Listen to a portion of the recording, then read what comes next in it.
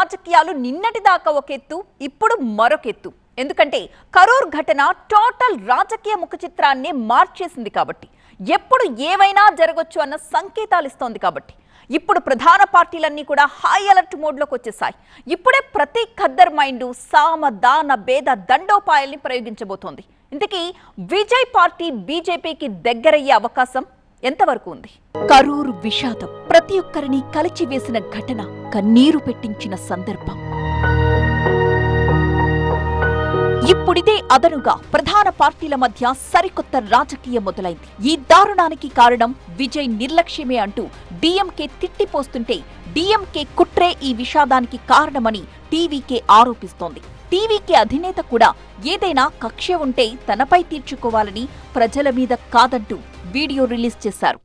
CM sir, உங்களுக்கு ஏதாவது இந்த பழி வாங்கணும் அப்படின்ற எண்ணம் ஏதாவது இருந்துச்சுன்னா என்ன வேணாலும் பண்ணுங்க. அவங்க மேலே கை வைக்காதீங்க. நான் ஒன்று வீட்டில் இருப்பேன், இல்லை நான் ஆஃபீஸில் இருப்பேன். என்ன வேணாலும் செய்யுங்க. நண்பர்களே, தோழர்களே, நம்மளோட அரசியல் பயணம் இன்னும் ஸ்ட்ராங்காக, இன்னும் ధైర్యంతోட కంటిన్యూ ఆகும்.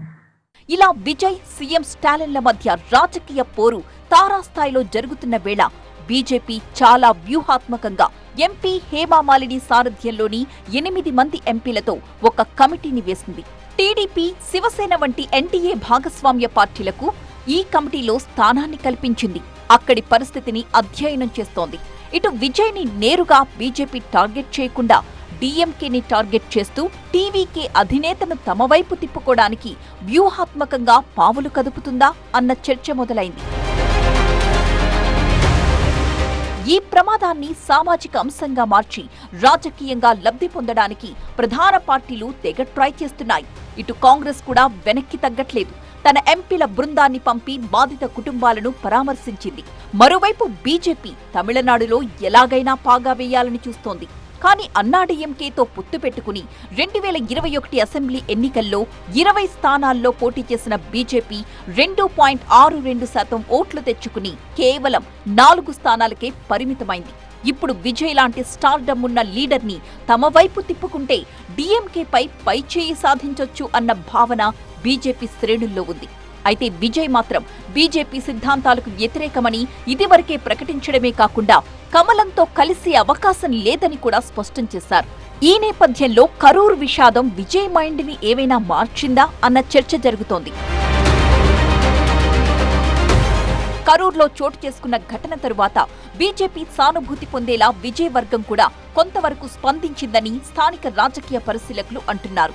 అభిమాన సంఘాల ద్వారా కొన్ని సూచనలు ఇవ్వడం, సోషల్ మీడియాలో ప్రచారం చేయించడం వంటి చర్యలు కనిపించాయి.